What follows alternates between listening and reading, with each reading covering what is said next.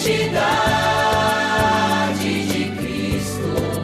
Quero essa marca em mim, por Ele aceito. E serei fiel até o fim. A identidade de Cristo. Quero essa marca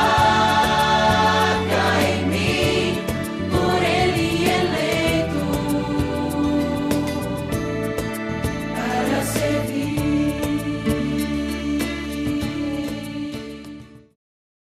Boa noite, seja bem-vindo a mais uma semana de oração.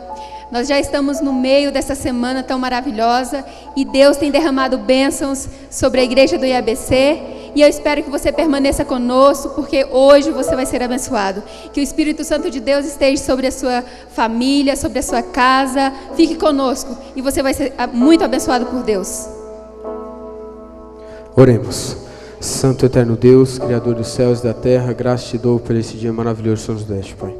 Pai, muito obrigado porque aqui estamos com vida e com saúde. Eu peço que o Senhor esteja conosco, Pai. Abençoe esse culto e também abençoe as famílias que estão assistindo, Pai. Em nome de Jesus, amém.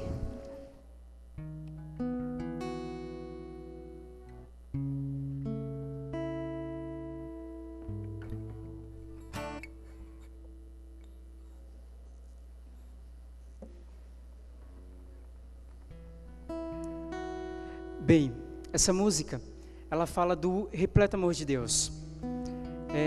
Por mim, por você, Jesus, Ele foi até o fim. Por nós, Ele não desistiu. E essa música, ela tem como título Redenção, que a redenção foi a melhor ideia de Deus. Portanto, ouça essa música e reflita na letra.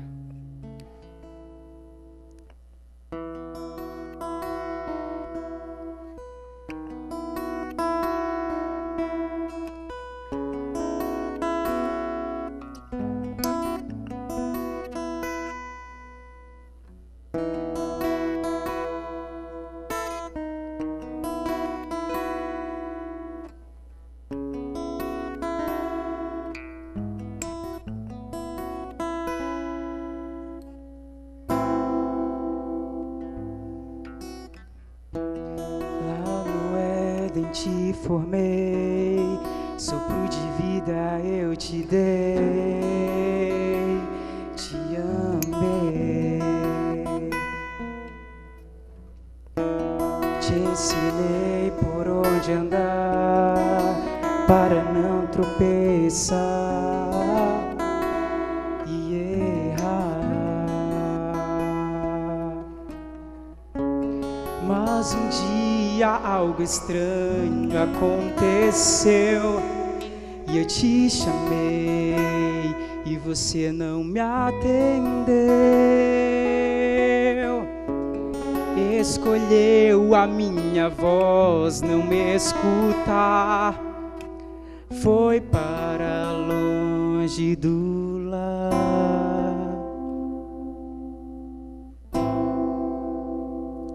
Então eu desci, tão humilde nasci, para salvar meu filho. Meu trono deixei, no Calvário paguei, para te levar ao aprisco. Vem, meu filho.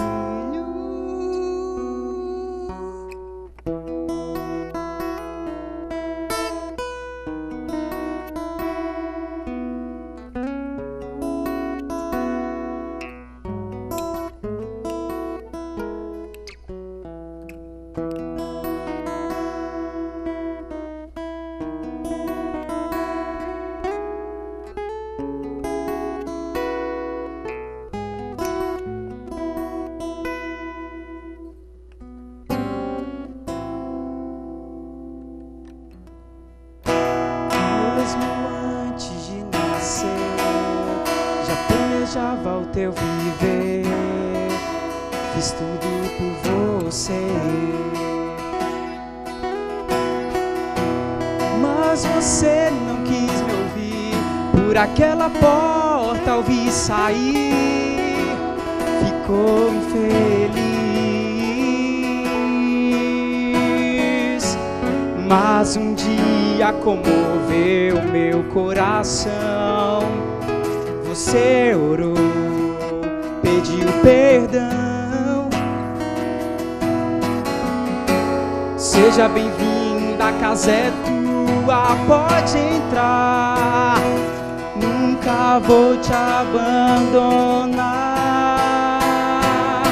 Por isso eu desci, tão humilde nasci, para salvar meu filho. Meu trono deixei, no Calvário paguei, para te levar ao aprisco. Vem, meu filho. Pensando em você, não desisti, por isso fui até o fim. Foi pra você voltar que eu tomei o teu lugar. Em troca da tua traição, te dei de presente a redenção. Foi pra você voltar que eu tomei o teu lugar.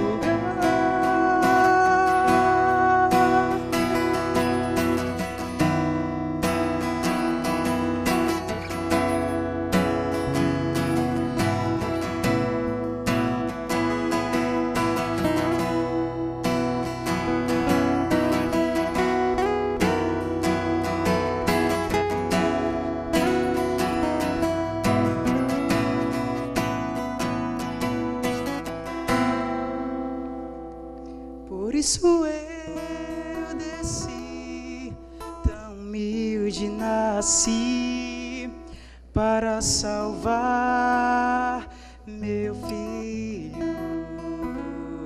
Meu trono deixei, no Calvário paguei, para te levar ao aprisco. Vem, meu filho.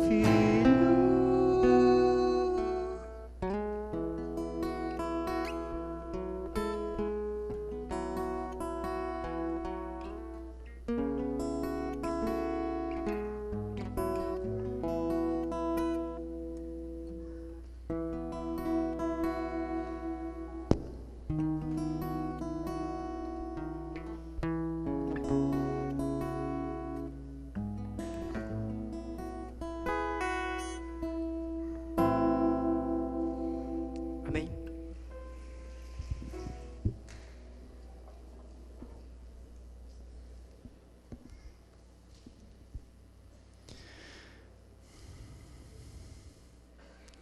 Olá, tudo bem com vocês?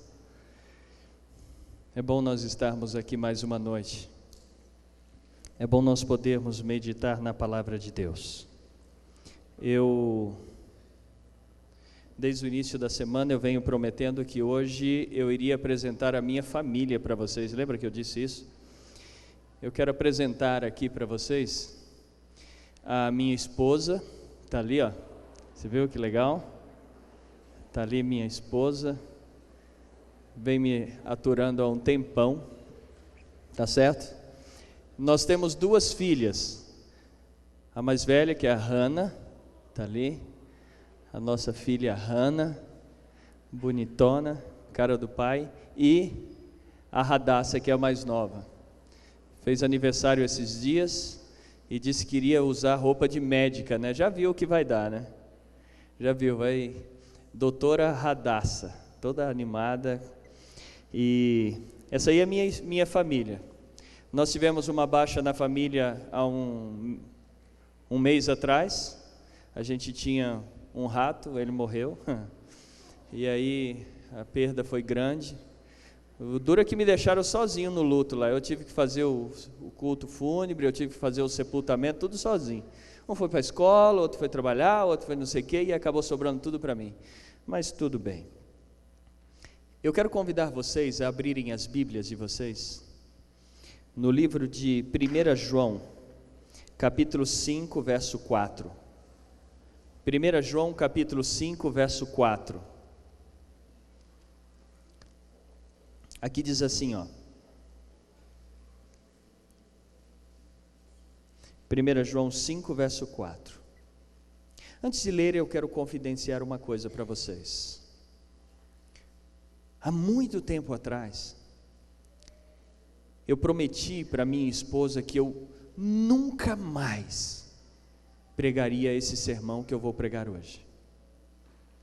Mas como hoje ela não está acompanhando, e ninguém vai ser dedo duro para contar para ela, não é que ela me pediu para eu não pregar, eu disse para ela que eu não pregaria. Mas de vez em quando ela me cutuca, você tem que falar desse assunto. E eu vou abrir um parêntese, ninguém aqui vai me entregar. Eu espero. 1 João capítulo 5, verso 4 e 5 diz assim: porque todo que é nascido de Deus vence o mundo, e esta é a vitória que vence o mundo, a nossa fé. E aí ele ratifica dizendo assim: quem é que vence o mundo? E ele mesmo responde: somente aquele que crê que Jesus é o Filho de Deus. Feche os seus olhos, vamos falar com Deus mais uma vez. Grandioso Deus e Pai, nós oramos a Ti, pedimos perdão pelos nossos pecados e nossas falhas. Não somos merecedores, mas o Seu amor grandioso nos dá o privilégio e a oportunidade de estarmos em Sua presença. Especialmente o Seu servo que está aqui à frente, que o Senhor o use nesta noite em nome de Jesus. Eu quero convidar você a imaginar agora uma cena totalmente inusitada. Imagine você de férias na sua casa, sentado no sofá da sala, assistindo o programa de televisão que você mais gosta. Não fale, só pense, senão você pode se complicar aí. E você está sentado no sofá, bem tranquilo, de férias, assistindo o seu programa de TV, e quando entra o intervalo, aparece uma imagem na tela da sua televisão. Um homem negro com mais de 2 metros de altura, a imagem está congelada em preto e branco, e ele está olhando para você. Aquilo chama a sua atenção porque nada muda, a imagem está congelada, o tempo vai passando, lhe incomoda, você pega o controle e você começa a zapear os canais. E em todos os canais que você tem acesso, aparece a mesma imagem, um homem negro com mais de 2 metros de altura, segurando uma bola de basquete, a imagem congelada em preto e branco, e ele está com os olhos fitos em você. Você espera para ver o que vai acontecer. De repente, em câmera lenta, aquele homem começa a movimentar aquela bola com uma das mãos, e ele vai movimentando aquela bola para trás do eixo do corpo, e em um salto e com os efeitos de computação gráfica, aquele homem vai voando em câmera lenta e com as imagens em preto e branco, ele vai voando em direção à cesta de basquete, e quando ele chega na cesta, ele enterra a bola. E quando ele enterra a bola, a imagem recebe a velocidade normal e aquele homem aterriza no chão. Quando ele toca no chão, as câmeras focalizam os pés dele, que agora recebe toda a imagem colorida, e as câmeras vão acompanhando aquele par de tênis que vai deslizando naquela quadra reluzente. E quando para, a imagem é congelada, agora colorido, e aparece uma frase na tela da sua televisão. A frase é a seguinte: Nike. Você está pronto para um Nike? Pronto. Acabou a propaganda.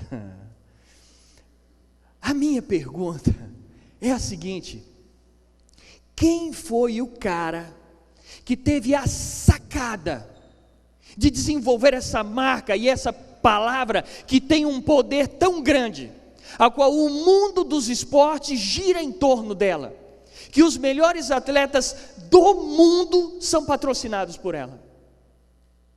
Você sabia que o jogador de futebol Neymar, ele recebe 10 milhões de reais por ano só para usar uma camiseta dessa marca quando ele sai na rua, não é nem para jogar? Que o jogador de futebol Cristiano Ronaldo, ele recebe 30 milhões de euros para usar um par de chuteira dessa marca quando ele vai jogar futebol? O mundo dos esportes gira em torno dessa marca. Os melhores atletas do mundo são patrocinados por ela. Mas o que significa esta palavra Nike?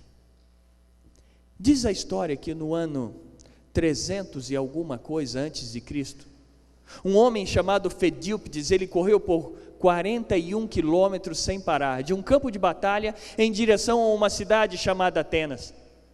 A história diz que ele correu por todo esse percurso, os portões da cidade se abriram e ele continuou correndo. E ele foi em direção a um local que eles chamam de Patermon, o que nós conhecemos aqui como Congresso Nacional. E a história diz que Fedílpides, ele entrou, ele reuniu as últimas forças que tinha, depois de correr toda essa distância, e ele gritou: Nike, vitória! Os gregos haviam se tornado vitoriosos sobre os persas. 6.000 gregos exterminaram um exército de 37.000 persas. Nike significa vitória. E o mundo gira em torno de vitórias. Para você ser reconhecido, você precisa ser o melhor. No ano que vem nós vamos ter as Olimpíadas. Os 100 metros rasos é o grande glamour das Olimpíadas. 8 atletas, ou 6, sei lá quantos são 8 mesmo, fazem parte da última bateria. Eles disparam, o campeão ele ganha por uma fração de segundos, e o nome dele é aclamado por muito tempo. E o segundo lugar, ninguém se lembra quem é. O mundo gira em torno de vitórias. Agora a minha pergunta para você é a seguinte: que vitórias são essas que o mundo tem oferecido para mim e para você? Que vitórias são essas que o mundo tem pregado? Eu vou te dar 2 exemplos. Uma seleção de futebol, ela se prepara durante 4 anos para uma Copa do Mundo. Chega na Copa do Mundo, eles jogam 7 partidas, vão para a final. Na última partida, eles ganham e eles gritam: Nike, vitória! Nós somos vitoriosos. Durante quanto tempo? 4 anos. Depois de 4 anos, uma outra seleção pode ser campeã. Uma escola de samba, ela se prepara durante o ano inteirinho para um desfile de carnaval. Eles preparam toda aquela parafernália, aqueles carros, aquelas fantasias, e eles entram no sambódromo, desfilam, depois vem a somatória de pontos, vem o resultado e a escola campeã grita: Nike, vitória! Durante quanto tempo dura a vitória dessa escola? 1 ano. Depois de 1 ano, uma outra escola pode ser campeã. Mas o que a minha Bíblia está dizendo aqui é o seguinte: porque todo que é nascido de Deus vence o mundo. E esta é a vitória que vence o mundo. Qual é? A nossa fé. Quem é que vence o mundo? Ele pergunta, e ele mesmo responde: somente aquele que crê que Jesus é o Filho de Deus. Enquanto você imaginar que as vitórias do mundo são vitórias que irão completar você, você está redondamente enganado. Porque somente Deus pode lhe oferecer vitórias verdadeiras, vitórias plenas, vitórias completas. Enquanto nós estivermos buscando as vitórias desse mundo, nós estaremos buscando vitórias passageiras.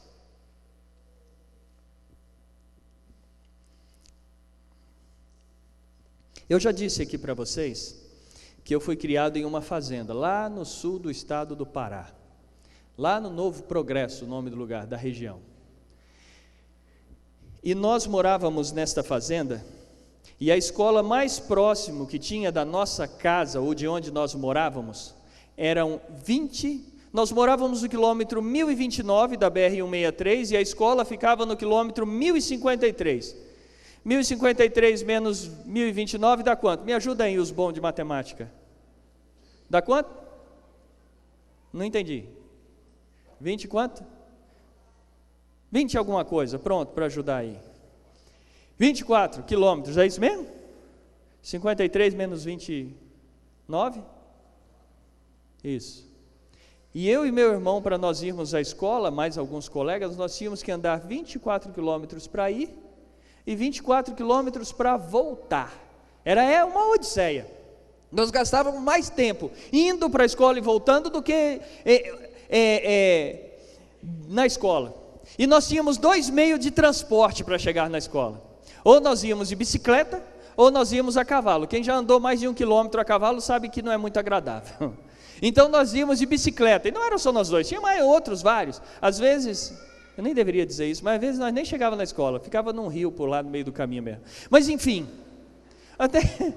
até que um dia, esse percurso, vai e volta, o cansaço desse trajeto, eu tive uma ideia. Sabe aquela ideia extraordinária, que acende uma lâmpada aqui em cima e você fala, pá, que ideia incrível.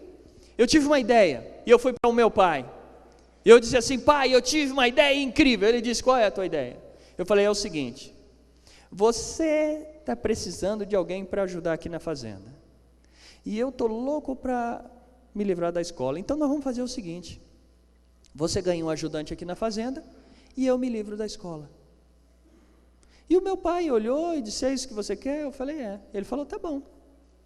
Deixa eu lhe dizer uma coisa, você que está acompanhando pela internet, chega mais. Eu sempre quis fazer isso. Vem mais para cá, chega mais. Pode vir, chega mais. Sempre quis fazer isso. Deixa eu lhe dizer uma coisa. Se um dia o seu filho vier com uma ideia como essa, sabe o que eu lhe aconselho a fazer? Pega uma cinta dessa largura assim, ó, e faz com que ele nunca se lembre de ter uma ideia como essa. Porque o meu pai não fez isso, e você sabe o que eu fiz? Eu simplesmente abandonei a escola, e para mim estava tudo certo, maravilha, beleza. Porque às vezes a gente acha, imagina, ou conjectura que sabe o que está fazendo, mas nem sempre nós estamos fazendo, ou estamos agindo da maneira correta. E eu simplesmente abandonei, e achei que estava tudo certo. E você sabe o que acontece? O tempo passa, como passou para mim e passa para você. Por isso que às vezes nós desistirmos de um sonho, de um projeto, de algo que mesmo que seja difícil, que seja suado, mesmo que seja complicado, você precisa permanecer firme. Eu deveria ter permanecido, mas eu não fiz isso. Eu simplesmente desisti. Nunca apoie uma ideia como essa. Nunca permita que o seu filho desista. Nunca. Eu desisti. E o tempo passou. Um belo dia, depois de alguns anos, eu recebi um convite de um amigo que eu conheci para ir para a cidade do Rio de Janeiro. Nunca tinha saído lá do meio do mato, ó. E aí esse amigo disse, não, vamos para lá e tal, não sei o que, e eu falei, eu vou. Me organizei, peguei o ônibus e atravessei o Brasil praticamente, fui bater lá na rodoviária do Rio de Janeiro. O cara foi me buscar na rodoviária, me levou para a casa dele e disse assim, William, olha, é o seguinte, aqui na minha casa, você pode ficar quanto tempo você quiser. Eu falei, maravilha. Só que tem um detalhe, aqui na minha casa, todo mundo trabalha. E eu disse, trabalho para mim não é problema. E ele falou, você faz o quê? Eu falei, eu faço muita coisa, eu sei tirar leite de vaca, eu sei capinar, roçar pasto, eu sei fazer. Ele falou, não, aqui ninguém faz isso não, meu amigo. Eu falei, faz o quê então? Ele falou, é o seguinte, eu tenho um laboratório, e você vai trabalhar nesse laboratório como office boy. Eu ouvi e falei, cara, deve ser chique demais esse negócio que eu vou fazer. Office boy, soa bem, né? No outro dia que eu fui descobrir qual era a minha profissão, era um mensageiro, me deram uma pastinha, eu jogava nas costas, e eu ia pagar conta, eu ia buscar um material, eu ia no banco, eu ia, enfim, no correio, era isso que eu deveria fazer. E aí ele virou para mim e disse assim, William, eu preciso que você vá no centro da cidade buscar um documento para mim, na Praça da Bandeira. E aí eu falei, beleza. E eu lá em Santa Cruz, aí eu perguntei para ele, onde é que eu pego o ônibus para lá? Ele disse, lá embaixo naquela avenida. Quando o ônibus parou, foi minha primeira pagação de mico, como diz o carioca, né? Tinha 2 portas, uma na frente e outra atrás. Depois que eu paguei um mico, né, eu acertei a porta, entrei. Depois de 2 horas dentro do busão, eu cheguei lá na Praça da Bandeira. Subi, resolvi o que tinha que resolver, desci e perguntei para um rapaz no meio da praça, onde é que eu pego o ônibus aqui de volta para Santa Cruz? Aí o cara disse, do outro lado da praça um ônibus azul. Primeiro ônibus azul que encostar, você pode entrar que vai para lá. Falei, beleza. Quando eu vi, Eu estava atravessando a ponte Rio-Niterói, indo para o interior do estado. Sabe que hora eu fui chegar em casa? À noite. Eu fui chegar em casa à noite, sendo que era um trabalho que teoricamente seria rápido. Mas detalhe, eu me tornei um bom office boy. Eu consegui fazer o meu trabalho bem. Eu até recebi promoções lá no laboratório.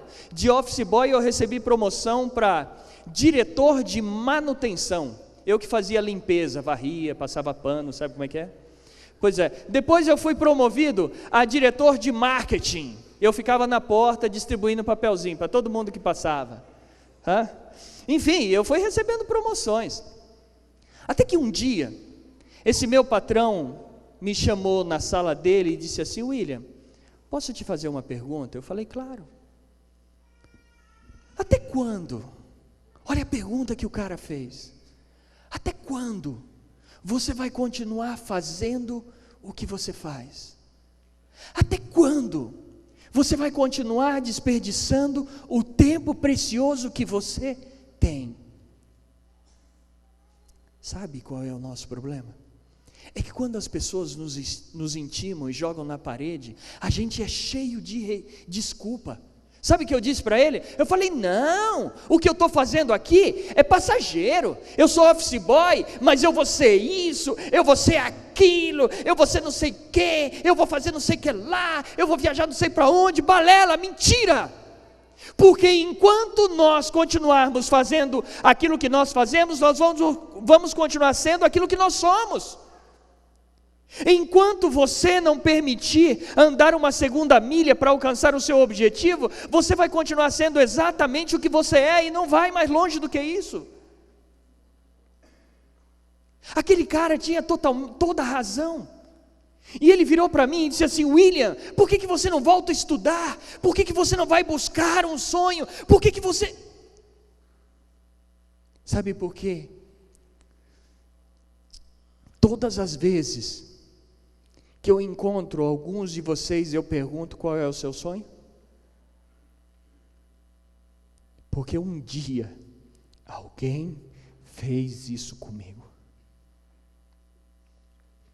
E ele me perguntou assim: William, se você fosse fazer uma faculdade, que faculdade você faria? Eu disse para ele assim: amigo, pelo grau de dificuldade, eu faria teologia. O cara era tão incrível que daquele dia em diante ele só me chamou de pastor e tal. E ele fez um pouquinho mais. No outro dia ele pegou eu e mais 3 colegas, colocou no carro e disse: vamos ali comigo. A gente achou que ia ganhar um almoço. Fomos todo mundo feliz, né? Que nada. Ele nos colocou no carro e nos levou em uma escola pública chamada, que lá eles chamam de Brizolão. E foi direto na sala da diretora, entrou, sentou e disse assim: eu trouxe esses 4 camaradas para estudar aqui, fazer supletivo. Ela olhou e disse: beleza, é problema esses 4? Ele disse: não, tudo gente boa. Aí ela falou: tá bom. E aí virou para o primeiro e disse assim: seu histórico escolar. Aí o cara puxou. Quando o cara puxou, eu falei: ih, complicou. Veio o segundo, o terceiro. Quando chegou a minha vez, eu puxei a identidade, né? Entreguei. Ela falou: não, histórico escolar. Eu falei: eu não tenho, não. Eu estudei numa escola lá no sul do Pará, uma escola de fazenda que nem era reconhecido pelo MEC, nem nada. Ela falou: tá bom, vamos resolver o problema, é fácil. O Estado, ele promoveu uma prova, ele confeccionou uma prova, que eu vou lhe dar essa prova e você vai fazer. Baseado na nota que você tirar, vai ser a série que você vai começar. Se você, preste bem atenção, se você tirar acima de 7, você vai começar na 5ª série do ensino fundamental. Eu tinha 22 anos. Se você tirar abaixo de 7, você vai começar na 4ª série. Eu falei: e quando é que eu faço essa prova? Ela falou: agora. Eu falei: não, peraí, não é assim não. Deixa eu me preparar para esse vestibular. Voltei para casa e passei uma semana estudando português e matemática, que era o conteúdo. Os 2 filhos do meu patrão me davam aula, a menina de 12 e o moleque de 11. O moleque me dava aula de português e a menina me dava aula de matemática. Conta de dividir com um número na chave eu arrebentei. Agora, quando entrou 2 números na chave, aí o negócio complicou. Aí eu virei para a menina e falei assim, vem cá, tem como esse negócio ficar mais difícil? Ela falou, diz que aí no futuro tem uma tal de raiz quadrada, que é complicado. Gente, eu passei por ela e até hoje não entendi aquele negócio. Enfim, depois de uma semana estudando português e matemática, vou eu para o meu vestibular. Aí eu cheguei, peguei a prova, sentei lá numa sala sozinho, fui respondendo tudo direitinho. Eu era o único aluno, terminei a prova e saí no meio do colégio procurando a diretora. Quando eu encontrei ela no meio do corredor, eu cheguei e disse, professora, está aqui minha prova. E ela olhou, bateu o olho assim, rapidez, e ela disse assim, William, infelizmente você não conseguiu 7, você vai começar na 4ª série. Nessa hora, sabe o que eu fiz? Eu olhei bem nos olhos dela e eu disse assim, professora, olha para mim, eu tenho 22 anos de idade, a senhora está adiando o meu projeto e o meu sonho por 1 ano, porque nesta hora, nós somos especialistas em transferir a culpa dos nossos erros e das nossas incompetências para as outras pessoas. Se o negócio está ruim, a culpa é dos meus pais. O negócio está ruim, a culpa é dos prepa que fica me oprimindo. Aqui é ruim porque todo mundo fica em cima da minha cabeça. É por isso que eu não vou bem. Esses dias a minha filha chegou em casa e disse assim, quietinho e tal, eu sabia que o boletim tinha vindo, e eu falei, e aí filha? Ela falou, pai, tudo certo, e as notas, cadê, deixa eu ver, tá aqui. Aí quando eu olhei, matemática estava, aí ela disse o quê? A professora de matemática não sabe ensinar não, pai, não sabe não. Eu e você somos especialistas em transferir as nossas culpas, os nossos erros para as outras pessoas. Eu quero lembrar a você que quantas e quantas oportunidades você tem, mas às vezes nós dizemos assim, a culpa é de não sei quem, e eu transferi a culpa da minha incompetência, da minha irresponsabilidade, da minha falta de determinação para aquela professora, e eu virei para ela e disse, professora, você não pode fazer isso comigo. Quantas vezes você já disse isso para os seus pais? Você já disse isso para os preceptores? Você já disse isso para os seus professores? Você já disse isso para os diretores? Você transfere a culpa. Eu virei para ela e eu falei, professora, me dê uma segunda chance, me dê uma nova oportunidade. Ela virou e disse, William, eu não posso. Eu não tenho uma prova B, o Estado não preparou uma outra prova, só existe uma única prova e é essa aí, e eu não posso mais lhe dar essa prova, porque agora você já sabe quais são as perguntas e as respostas, você já conhece a prova. E eu disse para ela que eu servia a um Deus que utiliza uma ferramenta chamada graça. Sabe qual é a minha definição de graça? Graça é a oportunidade de fazer novamente aquilo que você não conseguiu fazer. Sabe quando você está numa jornada e você cai? Sabe o que Deus faz? Deus utiliza a graça, Ele vem, pega na sua mão, levanta você, traz você aqui de novo e diz, vai de novo, porque quando eu e você caímos, seja lá no que for, talvez em uma prova, talvez seja em uma aprovação, seja lá qual for, você sabe, você tem um menu aí na sua cabeça. Quando você cai, Deus te levanta, traz você aqui de novo e diz, vai, continua, porque Ele vai permitir que essa aprovação venha novamente. E agora você sabe quais são as perguntas e as respostas. Isso se chama graça, a oportunidade de fazer novamente aquilo que você não conseguiu fazer.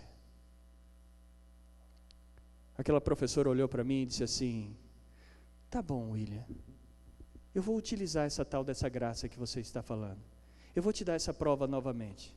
Eu falei, quando? Ela falou, agora. Eu falei, não, peraí, me dá mais uma semana para eu me preparar para esse vestibular aí. Depois de uma semana lá com a minha professora de português e matemática, eu voltei e passei 7 na tampa. E eu comecei o meu supletivo. Lá no estado do Rio, eles chamam de sistema modular. Você aluga uma apostila, estuda e faz a prova. Devolve e pega outra. E assim você vai. Cada matéria são 10, 15 ou 20 apostilas, dependendo da matéria. E eu, em um ano, eu trabalhava e estudava. Eu ia à noite para o colégio, só saía de lá quando fechava. E todos os dias eu fazia prova. Então, o tempo que eu tinha, eu estava no ônibus, eu estava estudando. Eu estava... Onde eu estava, eu tinha uma apostila embaixo do braço. Porque eu estava estudando, sempre estudando. Eu tinha um foco. Aquele era o meu objetivo. Nada ia tirar o meu foco. E naquele ano, eu fiz, naquele sistema de apostilas, modular, né? Aluga e faz a prova e ele vai. Eu fiz quinta, sexta, sétima, oitava. E no outro ano, que eu comecei o segundo ano, meu objetivo era simples, era fazer primeiro, segundo, terceiro ano, prestar o vestibular e passar. Era só isso que eu queria, não queria mais nada. Só que é o seguinte, quando o negócio começou no segundo grau, aí o negócio complicou. Aumentou lá não sei quantas matérias, e o negócio foi ficando mais difícil. Aí eu fui para o meu patrão e disse assim: amigo, está difícil aqui. Aí ele disse assim: e você vai fazer o que, William? Eu falei: eu vou parar de trabalhar, eu só vou estudar. E aí ele disse: mas você vai viver do quê? Você vai morar onde? Eu falei: eu não sei, eu só sei que eu só vou estudar. E ele disse assim: então nós vamos fazer o seguinte, eu tenho uma edícula aqui no fundo de casa, um quartinho lá, você vai morar lá, você não vai precisar pagar aluguel, nem água, nem luz. Agora é o seguinte, para comer você se vira. Eu falei: beleza. E aí eu comecei. A escola abria 7 horas da manhã e eu estava lá na porta. Fechava para o almoço, eu saía. Quando abria a tarde eu voltava. E eu só ia sair de lá 10 horas da noite, quando era possível. Todos os dias. Eu e meus 3 amigos. Sabe o que a gente fazia para poder se manter? A cidade do Rio de Janeiro, o centro da cidade, tem muitos prédios antigos. Quem conhece as metrópoles sabe. O centro tem muitos prédios antigos. E esses prédios, com aquelas salas de advogados, escritórios e tal, aquela coisa toda, de vez em quando entra uma reforma. E aí os pedreiros vão na frente quebrando aquelas paredes, tirando aqueles rebocos e tal, aquela coisa toda. E todo aquele entulho tem que descer para ser jogado em um container lá fora. Como aqueles prédios antigos só tem um elevador, que é o elevador social, não tem o elevador de serviço, todo aquele entulho tinha que descer pela escada de incêndio. E aí onde nós entrávamos em cena.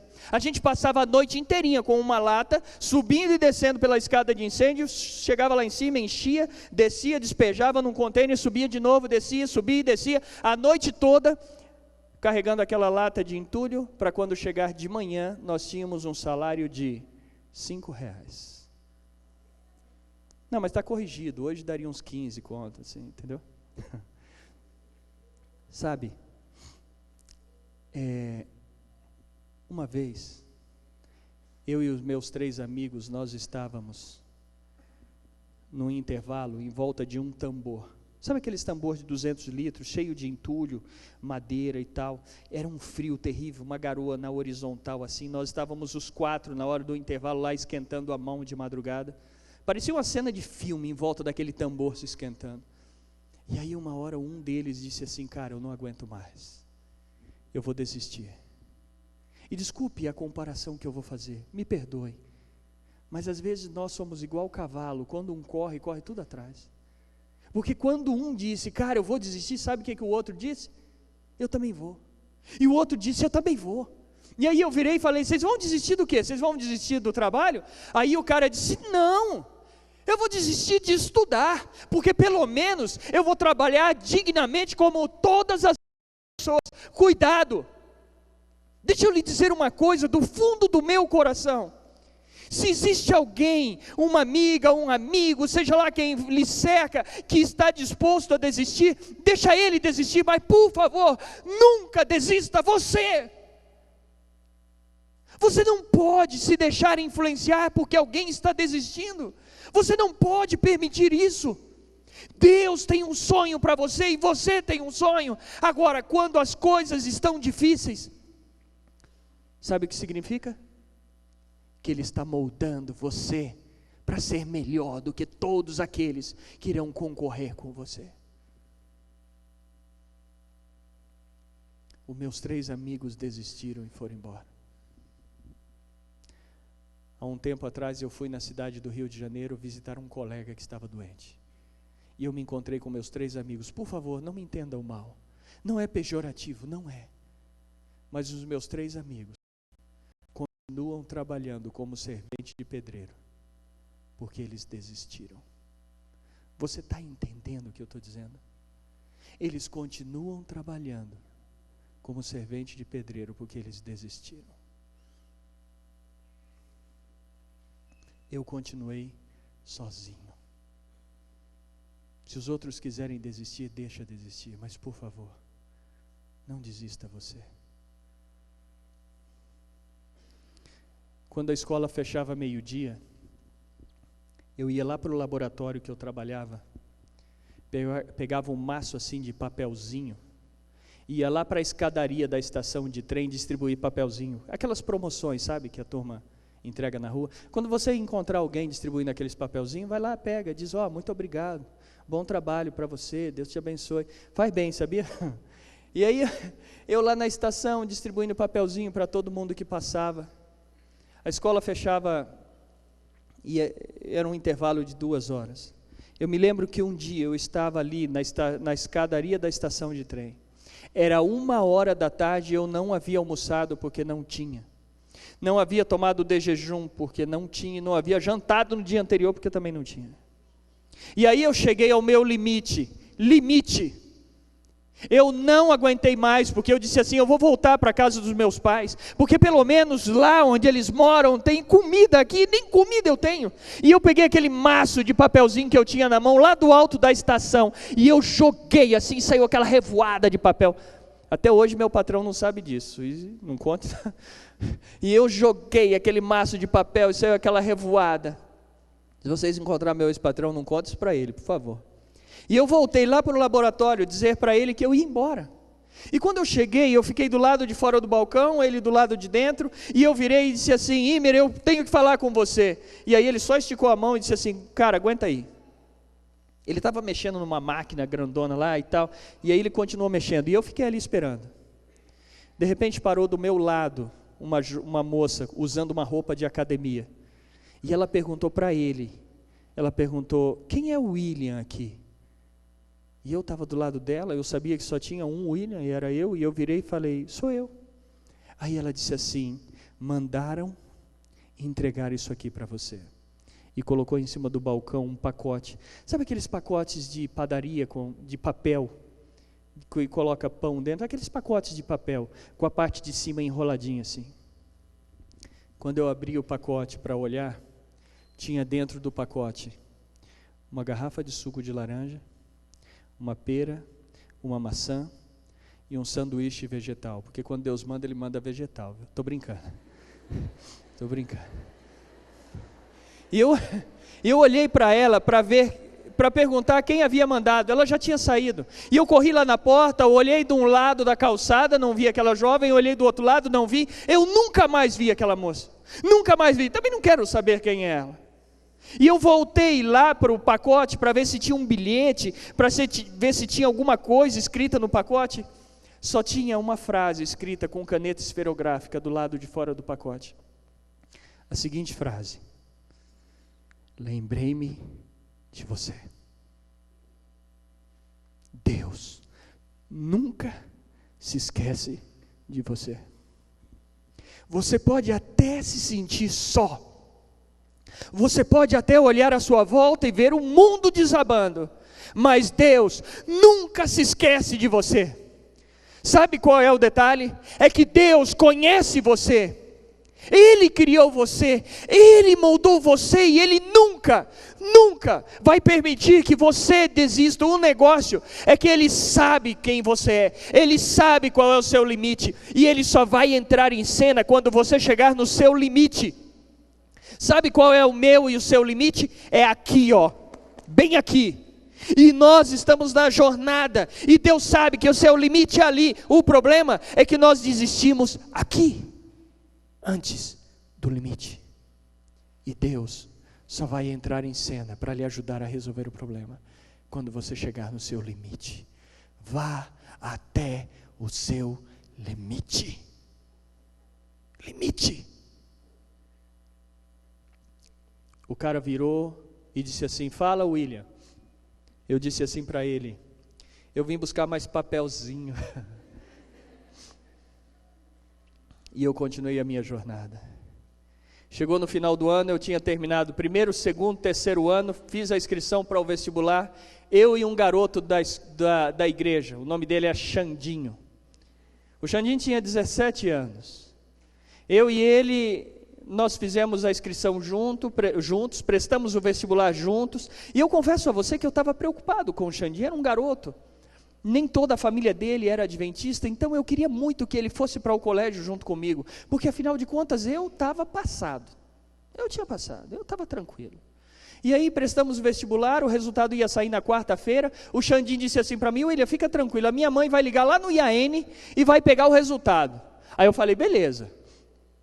Quando foi na quarta-feira, tardezinha, eu cheguei na casa dele, apertei a campainha, a irmã dele abriu o portão, com uma cara não muito boa assim. Aí eu olhei para ela e falei, o que foi?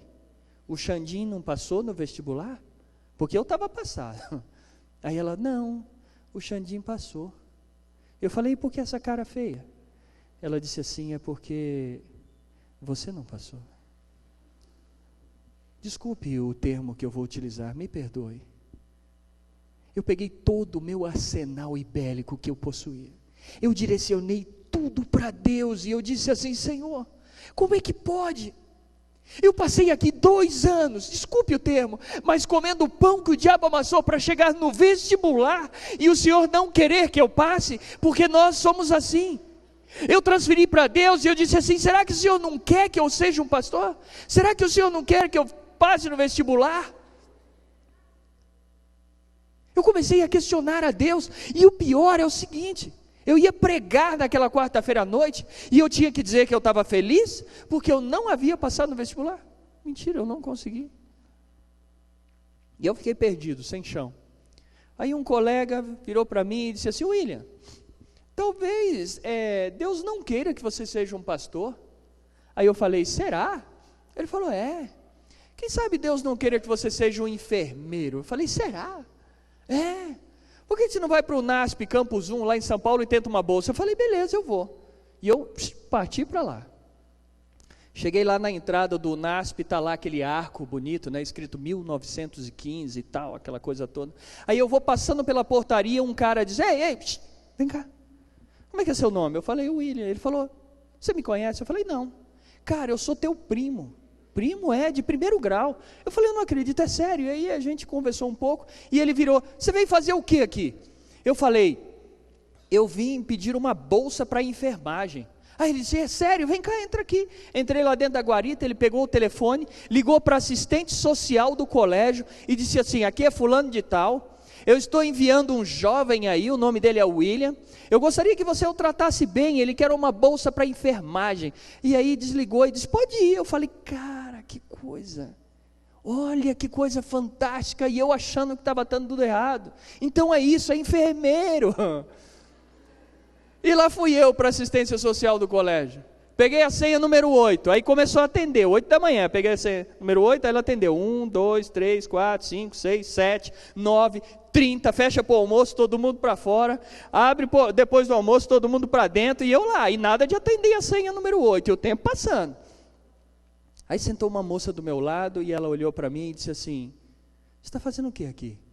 Eu falei, eu vim pedir uma bolsa. E ela disse assim, para quê? Eu falei, eu tenho cara de quê? Aí ela disse assim, desculpe, mas você não tem cara de nenhum curso que tem aqui. Eu falei, eu tenho cara de quê então? Ela disse, tem cara de teologia. Aí eu virei para Deus de novo e falei, Senhor, até esse ser humano que nunca me viu, consegue ler na minha testa que eu quero ser um pastor? Por que o Senhor não quer que eu seja um pastor? E naquela de eu conversar com Deus, a assistência social fechou e botou todo mundo para fora. Ela atendeu a senha número 100 e pouco e eu saí. Aí eu perguntei para a menina que atendia lá, assistente social passa por onde? Ela falou, por essa porta aí. Eu falei, beleza. Fiquei lá. Quando a mulher vinha passando, eu pulei na frente dela. É a dona fulana? Ela falou, sim, sou eu. Eu falei, eu sou a senha número 8, a senhora atendeu a 100 e pouco. Ela falou, você é o William? Eu falei, sou. Ah, não, o seu caso está resolvido. Você quer bolsa para enfermagem? Eu falei, Ela falou, então, esse ano nós não vamos dar bolsa para enfermagem. Então, você já pode aceitar o chamado do bulhão, volta para casa, filho. Eu saí dali para me despedir daquele nem tão primo mais assim, entendeu? E aí eu encontrei um velhinho com o carro quebrado no meio do campus. Aí passei pelo velhinho e disse, bom, pelo menos ele tem um carro para quebrar, e eu que não tenho nada, e fui embora. Mas aí a consciência pesou, eu voltei, ajudei ele a trocar a roda lá, e aí eu perguntei, o senhor é pastor? Ele disse, sim, sou pastor jubilado. O meu nome é Sesostre César, ou César Sesostre, um negócio assim. Eu falei, eu não conheço não.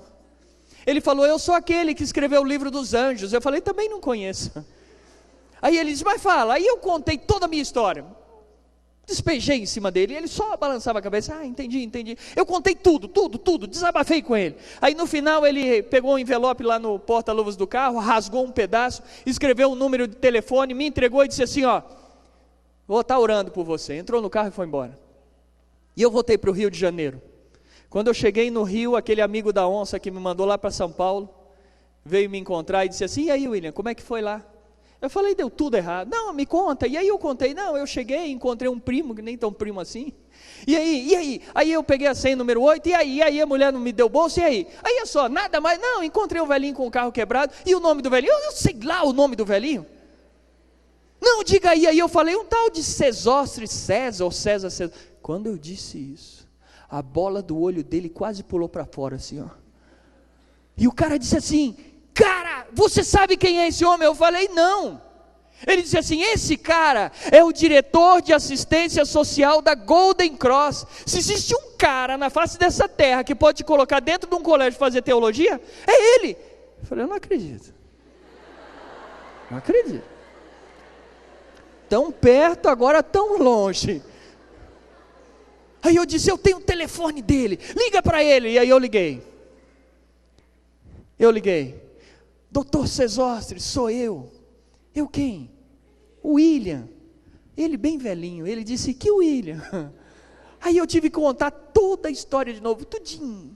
Aí ele, lembrei. Me liga semana que vem. Na outra semana eu liguei. Doutor Sesostre, sou eu, o William. Aí ele, que William? Resumindo, na quinta semana, a secretária dele me ligou de volta. A minha professora de matemática que atendeu o telefone, entendeu? E aí ela veio correndo, William, telefone para você. Eu fui atender, era a secretária dele. Ela disse assim, o doutor Sesostres quer falar com você. Aí eu atendi e ele disse assim, filho, hoje é quinta-feira, amanhã sexta-feira, eu preciso que você esteja no NASP Campus 2. Porque tem uma bolsa de estudos esperando você lá. Cara, estava chovendo e eu saí no meio da rua, procurando assim, pulando, correndo, procurando alguém para eu compartilhar a minha bênção. Sabe qual é o nosso problema? É que nós somos péssimos em compartilhar as bênçãos que nós recebemos. Deus é extraordinário em trazer você para cá, em dar a você um lugar como esse fantástico, em dar a você a possibilidade de realizar um sonho. Mas nós somos péssimos em compartilhar as bênçãos que nós recebemos. No outro dia, eu parti para São Paulo. Cheguei lá na beira da estrada, quem conhece o NASP sabe, ainda aquela vicinal ainda era de terra. Peguei carona com um alemão grandão assim, um alemão num pointer, você sabe até quem é, né? Um alemão, e aí ele olhou para mim e disse assim, você vai estudar aqui? Eu falei, vou. Você vai fazer o quê? Eu falei, vou fazer teologia. E ele disse, você vai pagar como? Eu disse, eu tenho bolsa. Ele olhou, tá bom. Ele disse assim, vai lá naquele dormitório, procura um tal de Gilberto Damasceno, ele vai arrumar um quarto lá para você. E depois você volta aqui e procura um tal de Douglas Wesley. E eu fui.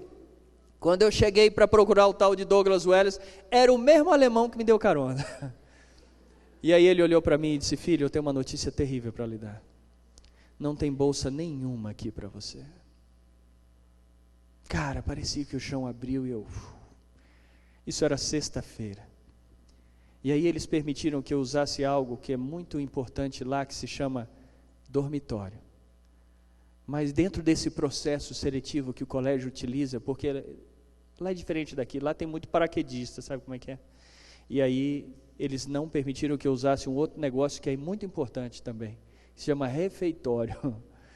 E eu fiquei sexta, sábado, domingo, segunda, terça, quarta, quinta, sexta, todos esses dias, e era o seguinte, quem conhece lá sabe, para um lado assim, quase em volta, tudo tem uma plantação de laranja imensa, e eu caía dentro daquela plantação de laranja, chupava laranja até não aguentar mais.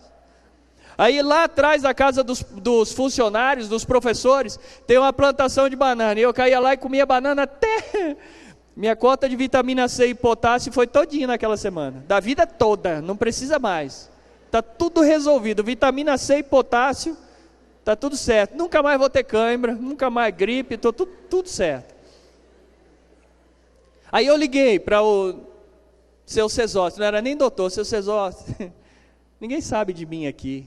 Aí ele disse, filho, aguenta aí, eu vou resolver teu problema. No mesmo dia ele baixou lá no colégio. No sábado pela manhã ele me encontrou na igreja do NASP. E aí ele disse, filho, hoje não dá para a gente resolver, mas amanhã a gente resolve. Aí eu falei, que legal. Aí ele olhou para mim e disse, você está meio amarelo. Aí eu falei, não, está tudo certo. Aí ele disse, não, vamos fazer o seguinte, você vai jantar comigo hoje. Aquilo soa igual música aos meus ouvidos. Igual sábado, quando eu fui convidado para almoçar na casa do argentino. Sabe quando soa igual música assim, ó. E aí eu falei, maravilha, que hora e aonde? Ele falou 5 horas e me deu o endereço. Lar Ellen White, um orfanato, que tem bem na portaria do colégio, assim. Eu falei, beleza. Quando foi 10 para 5, porque nessas coisas a gente tem que ser pontual.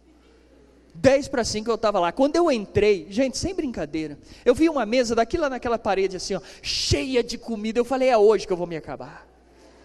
Tinha pão integral, queijo, leite, iogurte, tinha de tudo, tinha até laranja e banana em cima da mesa.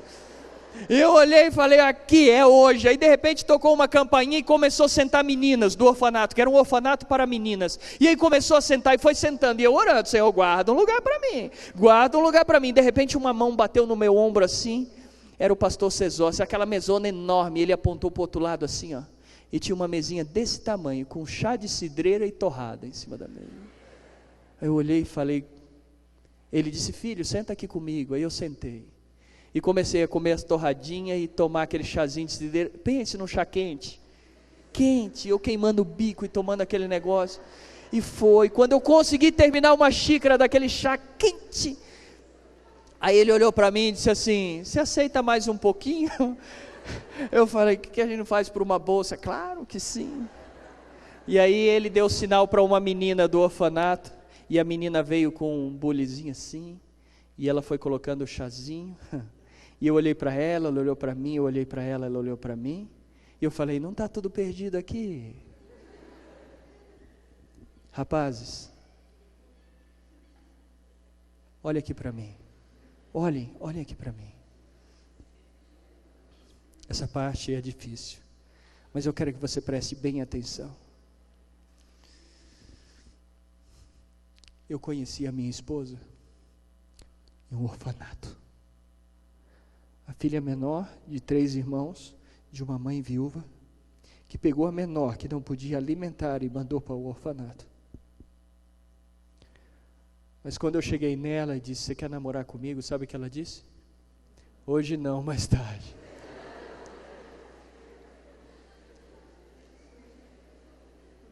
Cara, você vai namorar com uma menina, você vai namorar com ela não pelo que os seus amigos pensam, mas pelos valores que ela professa, pelos valores que ela tem, pelos sonhos que ela carrega. Hoje, o salário dela é 2 vezes maior que o meu. Alguns têm dificuldade para lidar com isso, eu estou tranquilo, eu não tenho problema, eu consigo administrar isso, tá ligado? Eu convivo bem com esse negócio. Alguns, tal, a mulher ganha mais que eu. Não, eu estou tranquilo. Sabe por quê? Porque ela tinha um sonho. E era interessante que o orfanato tinha uma regra. A regra era simples: as maiores cuidam das menores, cada maior tem que cuidar de 8 menores. E a regra era o primeiro banco da igreja. E quando ela sentava tudo no primeiro banco, e quando a menorzinha dizia, eu quero fazer xixi, sabe o que ele tinha que fazer? Ela tinha que levantar com 8, atravessar o corredor central daquela igreja imensa, universitária, assim ó, no meu tempo era Mauricinho, Patricinho, eu não sei qual é o termo que se dá hoje, mas enfim, tinha que ir e voltar, e aquilo me chamava atenção, porque ela tinha um foco, ela sabia o que ela queria, não é porque era de um orfanato, mas ela sabia o que ela queria. Rapazes, vocês têm a oportunidade de escolher. Escolha, escolha, escolha mesmo. Escolha com sabedoria. Moças, quando eu cheguei no colégio, tudo que eu tinha, tudo cabia numa mochilinha desse tamanhozinho assim. Eu tinha uniforme para assistir aula, porque era de uniforme, do SALT. Eu tinha roupa que eu usava para trabalhar e mais umas 2 ou 3. Eu tinha uma calça que... Lembra do tempo da calça bag? Teve alguns aí que já usaram a calça bag. Lembra que o cós da calça vinha cá em cima assim?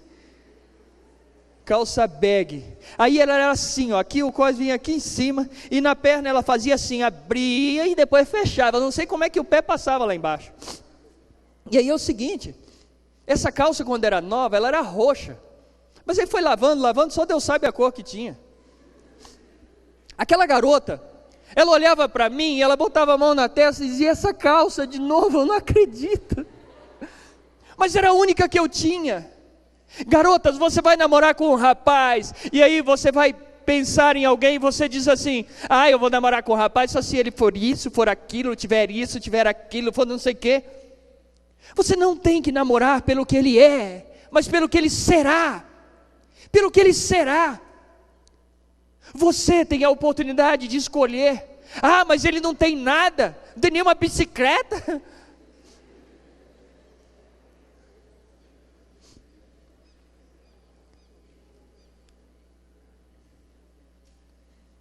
Tudo que você precisa em um rapaz, ele deve ter aqui dentro. Aqui dentro. O resto vai se conquistar. Nunca se esqueça disso. Nunca se esqueça disso.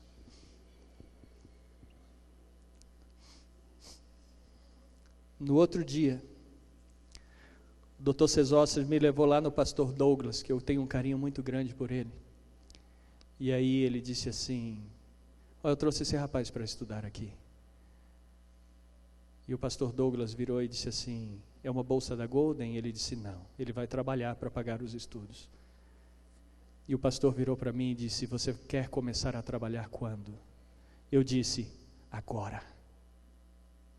Você entendeu? Agora. E ele disse, você tem preferência por algum local? Eu falei, claro, cozinha.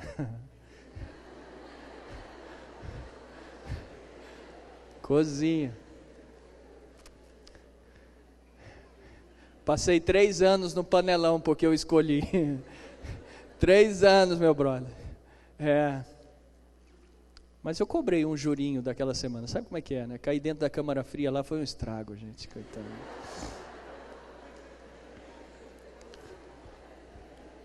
É sério. Tudo isso não valeria absolutamente nada se eu não passasse no vestibular. Prestei o vestibular. Sabe qual foi o resultado? Isaías capítulo 40, versos 31.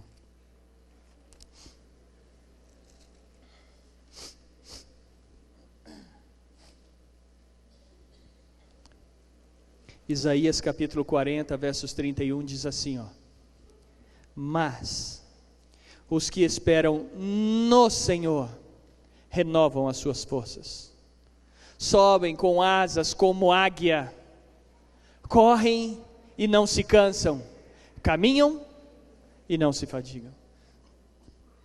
Eu prestei o vestibular e eu passei entre os 10 primeiros colocados do vestibular geral do NASP, porque eu entendi que Deus queria que eu fosse para aquele lugar e não para o outro aonde eu havia planejado. Deus faz planos para a sua vida. Deus quer oferecer a você, meu brother, vitórias verdadeiras. Deus quer oferecer a você Nikes verdadeiros. Deus quer oferecer a você experiências incríveis. Aí você diz: pastor, que vida sofrida, que nada. Eu passaria por tudo isso novamente se eu tivesse a oportunidade. Porque isso me fez ser forte. Isso me transformou na pessoa que eu sou. Para encarar a vida com uma outra ótica, com uma outra realidade. E o que Deus quer é que você confie nele, que você entregue a sua vida a ele, que você receba de Deus vitórias verdadeiras. E eu quero fazer um desafio a você. Eu quero desafiar o seu coração e a sua mente a você refletir nessa noite sobre vitórias que Deus quer lhe dar. Eu sei que aqui existe um número de jovens que ainda não decidiram entregar a vida por completo a Deus, que ainda não tomaram essa decisão, pois eu quero desafiar você agora. Eu quero desafiar você a tomar essa decisão, porque por mais complicado, por mais difícil, por mais incrível, por mais impossível que seja, Deus quer oferecer a você vitórias. Mas aqueles que esperam no Senhor renovam as suas forças. Ele quer lhe dar forças extras. Ele quer lhe dar vitórias verdadeiras. Ele quer dar a você vitórias que são incomparáveis. Eu desafio você a permitir que o Espírito do Senhor fale ao seu coração e à sua mente. Sabe, talvez você faça planos totalmente distantes de Deus. Talvez você está aqui por uma razão ou outra, mas a maior razão é porque Deus lhe trouxe aqui. E Ele quer trabalhar e quer impressionar você e quer dar a você uma nova oportunidade. Oportunidade de trabalhar em conjunto com Ele daqui para frente. Trabalhar em comum acordo, ou seja, planejar a sua vida junto com Ele, com as oportunidades que Ele lhe dá, com os sonhos que Ele pode lhe dar, com tudo que Ele pode lhe oferecer. E eu quero fazer um desafio a você nesta noite. Eu sei que tem alguns aqui que ainda não decidiram entregar a vida por completo a Deus. Conhecem esse Deus, sabem a verdade sobre Ele, sabem tudo sobre esse Deus, mas ainda não entregaram a vida por completo a Ele. Não tenha medo. Ele quer lhe dar Nikes ou vitórias verdadeiras. Sábado, próximo sábado, nós teremos um batismo. Esse tanque será cheio. E eu sei que alguns de vocês entrarão ali para dizer: Senhor, eu quero ter vitórias verdadeiras. E eu quero saber hoje quem são os jovens que entrarão ali para dizer que querem entregar a vida ao Senhor. Eu quero desafiar você a vir aqui. Eu quero fazer esse apelo a você para que você venha, porque eu quero orar a você, eu quero interceder por você, eu quero pedir ao meu Deus que lhe dê a mesma garra, a mesma vontade, a mesma determinação que me deu, Ele pode lhe dar, a mesma oportunidade Ele pode lhe dar. E eu quero desafiar você a vir aqui à frente. Pastor, mas eu vou ter que ir aí em cima, senão ele vai descer. Eu não vou descer. Você vai subir aqui, porque você vai mostrar para os seus amigos, você vai mostrar para os seus colegas, e você vai dizer assim: eu quero entregar a minha vida ao Senhor. Eu quero saber quantos de vocês estão dispostos a subir aqui, porque eu quero fazer essa oração segurando a sua mão. Venha cá. Que Deus seja louvado, meu brother. Amém. Amém. Valeu.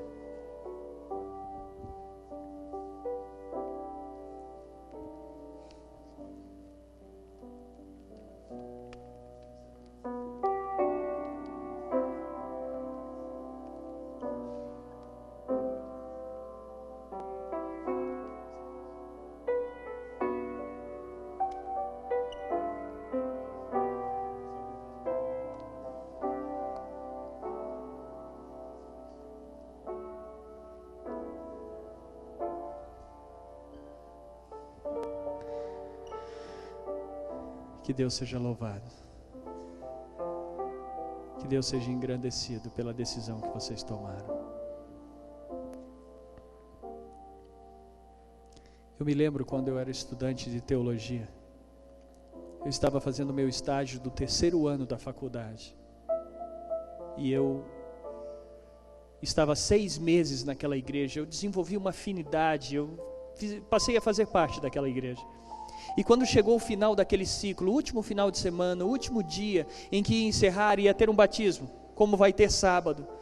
E aí eu me lembro que o pastor da igreja disse assim: William, é o seguinte, você vai entrar no tanque, você vai fazer o apelo, você vai fazer tudo, eu só vou fazer o batismo. E ele disse: tá bom. E quando as cortinas do tanque se abriram, eu estava lá dentro do tanque. O pessoal ficou assustado, disse: ué, mas ele não pode fazer isso. Mas aí eu fiz o apelo, os jovens que iam se batizar entraram na água e o pastor veio. E ele começou a fazer os batismos. Quando terminou, ele disse assim: William, faça o apelo. E eu comecei a fazer o apelo, assim como eu estou fazendo agora para você.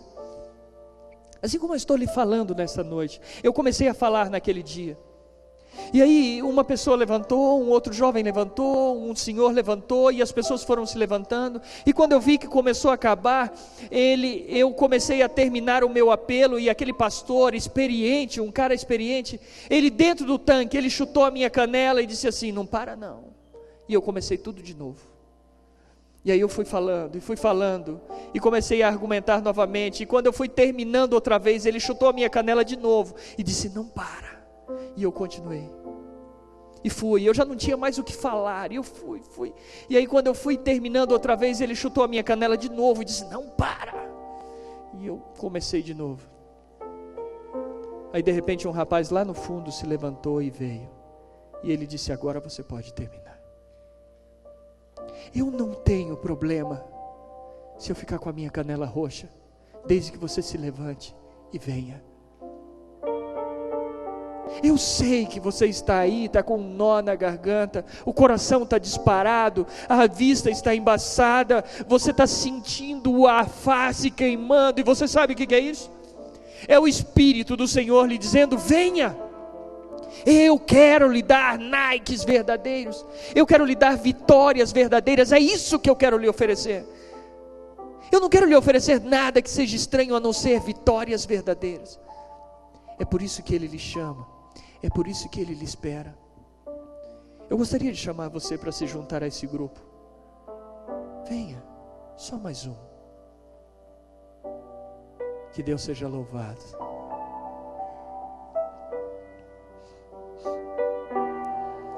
Que Deus seja engrandecido.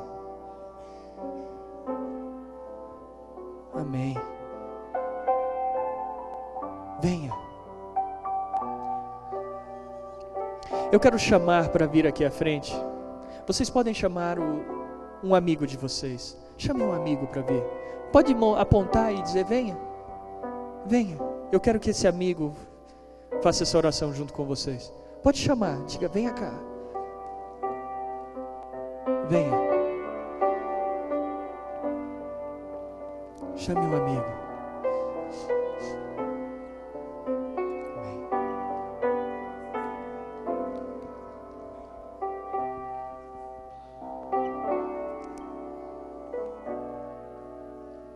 Que bom. Que bom que você veio.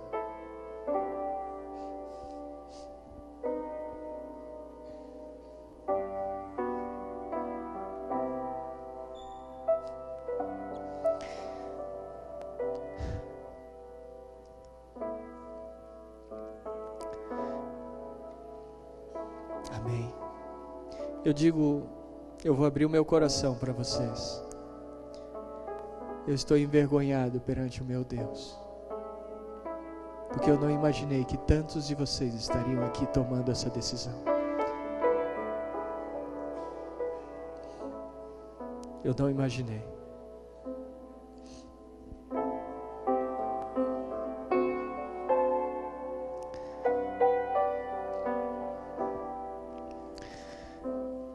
Eu vou fazer a oração.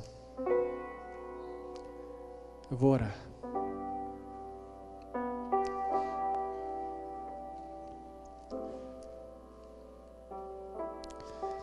Eu quero convidar você a ficar em pé. Fique em pé.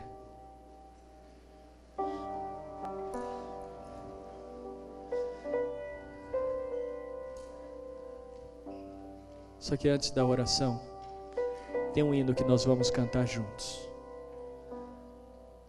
Nós vamos cantar esse hino juntos. E enquanto nós estamos cantando, se tiver mais alguns de vocês que quiserem vir e se juntar a nós, que vamos puxar o louvor aqui, pode vir. Por favor, venha. Venha.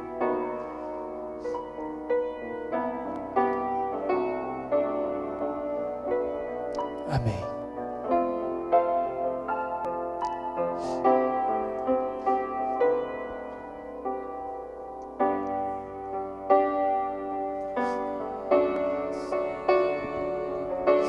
Preciso a ti me entregar. Preciso ouvir tua voz a me falar.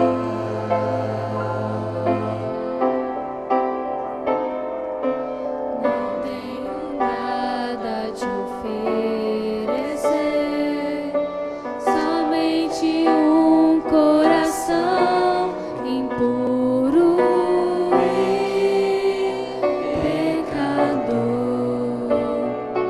Mas aqui estou, me aceita, Senhor.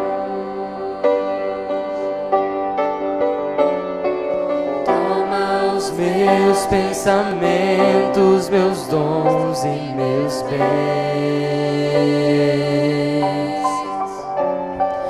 Toma o meu coração e tudo que ele tem.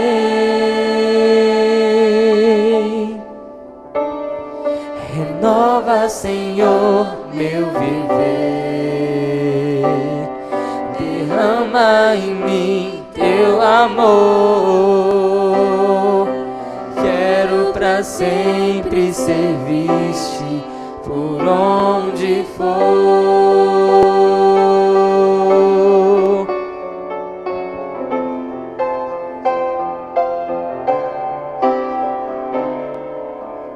Preciso me entregar, Senhor. Preciso a ti me entregar. Preciso ouvir tua voz a me falar.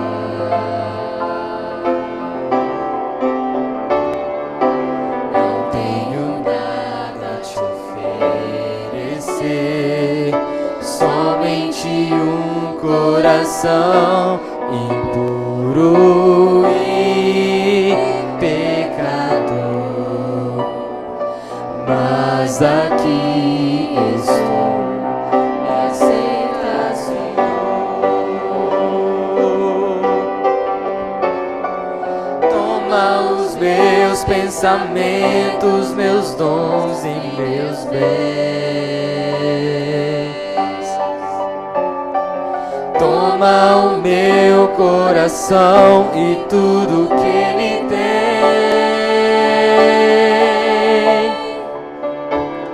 Renova, Senhor, meu viver. Derrama em mim teu amor. Quero pra sempre servir-te por onde for.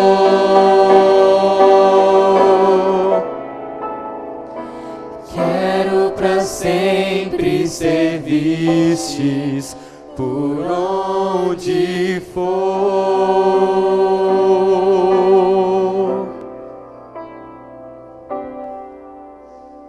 Eu vou orar agora. Feche os seus olhos aí.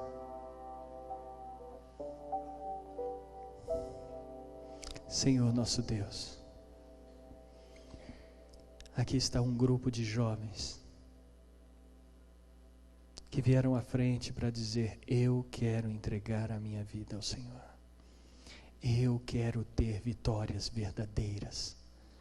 Eu quero ter Nikes verdadeiros.